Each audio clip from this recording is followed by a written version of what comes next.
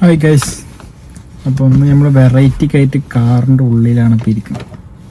ഇന്ന് വ്ളോഗൊന്നുമല്ല, ഇന്നൊരു റിയാക്ഷൻ വീഡിയോസാണ്. അതായത് പരസ്യ ഏജൻ്റായിട്ട് വന്നതാണ്. വേറെ ഒന്നുമല്ല, നമ്മുടെ ഇന്നത്തെ താരം നമ്മുടെ മനാഫാണ്. മനാഫിനെ എല്ലാവർക്കും അറിയുമെന്ന് വിചാരിക്കുന്നു. അറിയാത്തവരുണ്ടെങ്കിൽ നമ്മുടെ അർജുൻ്റെ മറ്റേ കേസുണ്ടല്ലോ, ശിരൂര് മണ്ണിടിച്ചിൽ, അതന്നെ ആൾ തന്നെയാണ്. ഏതായാലും നമുക്ക് ഒരു വീഡിയോ കാണാം. ലോകം മുഴുവനുള്ള മലയാളികളുടെ നെഞ്ചിലെ 72 ദിവസം നീണ്ടുനിന്ന ഒരു നീറ്റൽ അടങ്ങിയ ദിവസമായിരുന്നു സെപ്റ്റംബർ 25. സമയം വൈകിട്ട് 3 മണിയോടടുത്തപ്പോൾ ഗംഗാവലി പുഴയുടെ അടിത്തട്ടിൽ നിന്ന് അർജുന്റെ ഭാരത് ബെൻസ് ട്രക്ക് ട്രഡ്ജർ ഉപയോഗിച്ച് പൊക്കിയെടുക്കുമ്പോൾ പുഴക്കരികിൽ നിന്നിരുന്ന മനാഫിന്റെയും കണ്ണിൽ നിന്ന് ആശ്വാസത്തിന്റെ കണങ്ങൾ ഒഴുകുന്നുണ്ടായിരുന്നു. വണ്ടിയിൽ അർജുനുണ്ട്, വണ്ടി നമ്മളതാണ്, കണ്ടെത്തി. ഇതിലൊരു സന്തോഷം എന്തായാലും എനിക്കില്ല. കിട്ടിയത് സമാധാനമുണ്ട്. ഓന്റെ വീട്ടില് ഓന്റെ മോൻക്ക്, ഓന്റെ ഭാര്യക്ക്, അച്ഛന്, അമ്മക്ക്, എല്ലാവർക്കും, പെങ്ങന്മാർക്ക് എല്ലാവർക്കും ഒരു ഉത്തരാവുക എന്ന് പറഞ്ഞാൽ വലിയ കാര്യമാണ്. വീട്ടിലേക്കുള്ള ഒരു അത്താണിയായിരുന്നു പോയത്.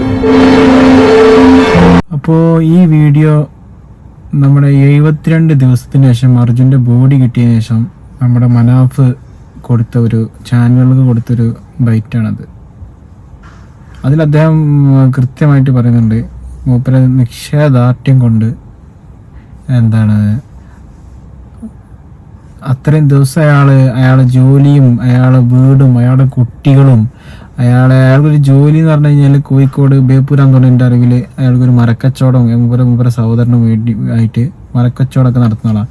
ഈ 72 ദിവസം ഒരു മനുഷ്യന്, അതായത് അയാളുടെ തൊഴിലാളി, അർജുൻ എന്ന് പറഞ്ഞാൽ അയാളുടെ തൊഴിലാളിയാണ്, അയാൾക്ക് വേണ്ടിയിട്ട് ഇങ്ങനെ തെരഞ്ഞിട്ട് അവസാനം മൂപ്പര് പറഞ്ഞ വാക്കാണത്, ഞാൻ ഉദ്ദേശിച്ച കാര്യം നിറവേറി, പക്ഷെ മൂപ്പർക്ക് സന്തോഷമില്ലാണ്. നമുക്കൊരു വീഡിയോ കൂടി കണ്ടിട്ട് വരാം. ഒരു പക്ഷേ രാജ്യം കണ്ട ഒരു മനുഷ്യന് വേണ്ടി നടന്ന ഏറ്റവും കാലദൈർഘ്യമുള്ള തെരച്ചിൽ തന്നെ അർജുന് വേണ്ടിയുള്ളതായിരിക്കാം. ജൂലൈ 20-നായിരുന്നു കേരളത്തിൽ നിന്നുള്ള രക്ഷാപ്രവർത്തകർ സംഭവ സ്ഥലത്തെത്തുന്നത്. ശേഷം ധാരാളം ആളുകൾ ആരുടെയും നിർദ്ദേശമില്ലാതെയും സഹായ പ്രവർത്തനത്തിനായും ഷിരൂരിലേക്കെത്തി. ഒരു ഘട്ടത്തിൽ മലയാളികൾ സ്ഥലത്ത് അനിയന്ത്രിതമായി കൂടുന്നുവെന്നും തിരികെ പോകണമെന്നും കർണാടക സർക്കാരിന് പറയേണ്ടി പോലും വന്നു. എന്നാൽ ഇക്കാലം അത്രയും ആരെല്ലാം വന്നു പോയിട്ടും മനാഫ് സ്വന്തം കുടുംബത്തെ വിട്ട് ഷിരൂരിൽ ഒരു വാടക വീട്ടിലേക്ക് മാറി. കല്ലായിൽ മരക്കച്ചവടം നടത്തിയിരുന്ന മനാഫും സഹോദരനും തങ്ങളുടെ ബിസിനസ് കാര്യങ്ങൾ പോലും വിട്ടിട്ടാണ് ഷിരൂരിൽ തങ്ങിയിരുന്നത്. ഈ സമയം ചിലർ മനാഫിനെ കബളിപ്പിക്കാൻ ശ്രമിച്ചെന്നും മനാഫിന്റെ കുടുംബം തന്നെ മാധ്യമങ്ങളോട് പറഞ്ഞിരുന്നു. ഇതിനിടയിലും സർക്കാർ പിന്തുണയോടെയും അല്ലാതെയും അയാൾ അർജുന് വേണ്ടി രാപ്പകൽ ഓടിക്കൊണ്ടിരുന്നു. പല സമയത്തും കാലാവസ്ഥ മോശമായതിൽ പലവട്ടം തിരച്ചിൽ നിർത്തേണ്ടതായി വന്നു. എന്നാൽ അപ്പോഴൊന്നും താൻ ശ്രമം ഉപേക്ഷിക്കാനോ ഷിരൂർ വിടുവാനോ ചിന്തിച്ചിട്ടില്ലെന്നാണ് മനാഫ് പറയുന്നത്. ഒരാള് ഒരു വിഷയത്തിന് ഉറച്ച് തുനിഞ്ഞിറങ്ങിയാല് അതിന്റെ റിസൾട്ടാണിത്. എത്ര ആളിനെ പിന്തിരിപ്പിക്കാൻ നോക്കി, പിന്തിരിയൂല, അങ്ങനത്തെ ആ കൂട്ടത്തിൽ പെട്ടതല്ല. ഇനിയെങ്കിലും ഒരാൾ എന്തെങ്കിലും ഒരു പ്രയാസം പറഞ്ഞു കഴിഞ്ഞാൽ കൂടെ നിന്നൊടുക്കുക, പരിഹസിക്കരുത്. കണ്ടില്ലേ, ഇതിലിപ്പോ മനാഫ് പറഞ്ഞത് മനസ്സ് തട്ടിയിട്ടാണ് പറഞ്ഞത്. അത് ആ ക്യാമറയുടെ മുന്നിൽ അഭിനയിക്കല്ല. അഭിനയം കണ്ടാലൊക്കെ നമുക്കറിയാം ഇതൊന്നും അഭിനയമല്ല, ഒരു മനുഷ്യന്റെ ഉള്ളിൽ നിന്ന് വരുന്ന സങ്കടമാണ്, ആ വിങ്ങലാണ് ആ കാണുന്നത്. അതിൽ ആ മനാഫ് കൃത്യമായിട്ട് പറയുന്നുണ്ട്, ഒരാളെ സഹായിക്കാൻ പറ്റിയിട്ടില്ലെങ്കിൽ സഹായിക്കാതിരിക്കുക, അല്ലാതെ അയാളെ അതിന് പിന്തിരിപ്പിക്കാൻ നോക്കരുത്. നമുക്കേ പറ്റുന്നില്ലെങ്കിൽ അയാളെ പിന്തിരിപ്പിക്കരുത്, ബാക്കിയുള്ളവർ ചെയ്തോട്ടെ. അതാണ് ഞാൻ ഈ വീഡിയോ ചെയ്യാൻ തന്നെ മെയിനായിട്ടുള്ള കാരണം. എന്താണെന്ന് വെച്ച് കഴിഞ്ഞാൽ ഇപ്പം ഈ മനാഫ് ഇറങ്ങിയപ്പോൾ 72 ദിവസമായാലപ്പോൾ നമ്മൾ അയാളെ കാണുന്നത്. ഈ തുടക്കത്തിലൊക്കെ എന്തൊക്കെ അപവാദങ്ങളാണ് അയാളെ പറ്റി പറഞ്ഞിരുന്നത്. അയാൾ കള്ളക്കടത്തുകാരനാണ്, സ്വർണ്ണക്കടത്തുകാരനാണ്, അയാൾക്ക് മറ്റതുണ്ട് മറിച്ചതുണ്ട്, അയാൾ ചന്ദനം കടത്തുകയാണ്, അതേമാതിരി അയാളുടെ വണ്ടിയിൽ മയക്കുമരുന്നുണ്ട്, വണ്ടി ഒളിപ്പിച്ചതാണ്, അർജുനെ ഒളിപ്പിച്ചാണ്. എന്തൊക്കെയാണ് ഇപ്പോൾ അടച്ചു വിട്ടിരുന്നത്. കുറേ വെട്ടുകളികളുണ്ട് ഈ കമന്റ് ബോക്സിലും മറ്റതും മറിച്ചതും ചാനലുകളിലും മറ്റതിലും ഈ 24 റിപ്പോർട്ടിലൊക്കെ കമന്റ്സിലൊക്കെ കാണണമായിരുന്നു. നിങ്ങളും കണ്ടിട്ടുണ്ട് ഞാൻ വിചാരിക്കുന്നു. എന്തിനാണ് ഒരാളെ ദ്രോഹിക്കണത്? നിങ്ങൾക്ക് സാധിക്കുമോ? നിങ്ങളെ തൊഴിലാളി ഇതേമാതിരി അപകടത്തിൽ പെട്ട് കഴിഞ്ഞ് കഴിഞ്ഞാൽ ഈ പറയുന്ന വെട്ടുകളികൾക്ക് സാധിക്കുമോ? ഒരു 72 ദിവസം അവിടെ അന്യ സംസ്ഥാനത്ത് പോയിട്ട് ഒരു വാടക റൂമിൽ നിന്നിട്ട് സ്വന്തം ജോലിയെ സ്വന്തം സമ്പാദ്യമൊക്കെ വിട്ടിട്ട് നമ്മുടെ ജോലി എന്തായെന്ന് പോലും അറിയില്ല. അയാൾ ഒരു ബിസിനസ് ഉണ്ടപ്പോൾ വീഡിയോയിൽ പറഞ്ഞു കല്ലായിൽ, അതെന്താന്ന് പോലും അറിയാതെ ഈ ഒരു തൊഴിലാളിക്ക് വേണ്ടിയിട്ട് ഇങ്ങനെ ചെയ്യണമെന്നുണ്ടെങ്കിൽ ആ തൊഴിലാളിയും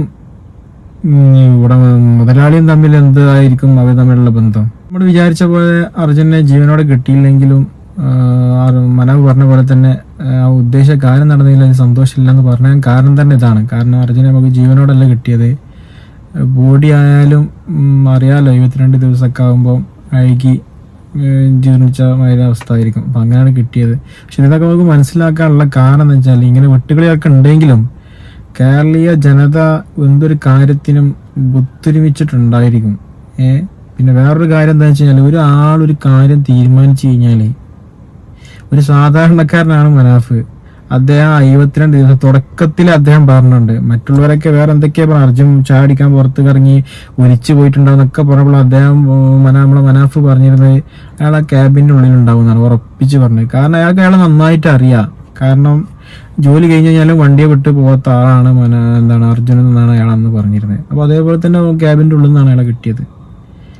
അപ്പോൾ ഇതൊക്കെ നമുക്ക് മനസ്സിലാക്കി തരുന്നതെന്ന് വെച്ചാൽ ഒരാളൊരു കാര്യത്തിന് തുഴഞ്ഞിറങ്ങുമ്പോൾ അയാളെ പിന്തിരിപ്പൻ ന്യായങ്ങൾ കൊണ്ട് ഒരു വെറുതെ ഉപദ്രവിക്കാതിരിക്കുക. അതുപോലെ തന്നെ കാര്യങ്ങൾ അറിയാതെ ഒരാളെ വിമർശിച്ച് ഇല്ലാതാക്കരുത്. മനസ്സിലായ? ഇപ്പം നമുക്ക് എന്താ വെച്ചാൽ ഇപ്പം നല്ലൊരു എന്താ പറയുക മനുഷ്യസ്നേഹിയാണ് ഇപ്പം നമുക്ക് കിട്ടിയത്. നമ്മൾ തിരിച്ചറിഞ്ഞത് മനാഫ്. അപ്പം എല്ലാവർക്കും ഈ വീഡിയോ ചെയ്യാൻ തന്നെ കാരണം മനാഫിനൊരു തംസപ്പാണ്. വീട്ടിൽ പോയി അവിടെ നിന്നും ഇറങ്ങുമ്പോൾ അർജുന്റെ അച്ഛന് താൻ ഒരു വാക്ക് കൊടുത്തിരുന്നു, അവന് തിരികെ എത്തിക്കുമെന്ന്. പക്ഷെ ആ വാക്ക് പാലിക്കാൻ കഴിഞ്ഞതിന്റെ സമാധാനം അയാളുടെ കണ്ണുകളിൽ കാണാം. അർജുന്റെ മകൻ വലുതാകുമ്പോൾ എന്റെ അച്ഛനെ എന്തുകൊണ്ട് നിങ്ങൾ കണ്ടെത്തിയില്ല എന്ന ചോദ്യം നേരിടേണ്ടി വരില്ലേ എന്നാണ് മനാഫ് പറയുന്നത്. ഇതേസമയം സൈബർ ഇടങ്ങളിൽ മനാഫിനെതിരെ നല്ലതും ചീത്തയുമായ നിരവധി പ്രചാരണങ്ങൾ നടന്നുകൊണ്ടിരുന്നു. തീർച്ചയായിട്ടും നിങ്ങൾക്ക് അഭിമാനിക്കാം മനാഫ്ക. കാരണം നിങ്ങൾ ആ വാക്ക് പാലിച്ചിരിക്കുന്നു. ജീവനോടെ അല്ലെങ്കിലും നിങ്ങൾ ആ പറഞ്ഞ വാക്ക്, ആ കൊടുത്ത വാക്ക് ആ കുടുംബത്തിനോട് പാലിച്ചിരിക്കുന്നു. കാരണം നിങ്ങൾ പറഞ്ഞ പോലെ നാളെ ഈ അർജുൻ്റെ മകന് ചോദിക്കില്ല നിങ്ങൾ എന്ത് ചെയ്തതെന്നുള്ളത്. കാരണം നിങ്ങൾ നിങ്ങൾക്ക് ഒരു സാധാരണക്കാരൻ നിങ്ങൾക്ക് എത്രത്തോളം സാധിക്കുമോ അതിൻ്റെ അപ്പുറത്ത് നിങ്ങൾ ചെയ്തിട്ടുണ്ട്. കാരണം ഒരു 72 ദിവസം ഒരു മനുഷ്യന് വേണ്ടി നിങ്ങളവിടെ പ്രയത്നിച്ച് പോരാടി. അപ്പോൾ അതിന് കേരള ജനത മൊത്തം നിങ്ങൾക്കൊരു ബിഗ് സല്യൂട്ട് നൽകുന്നു.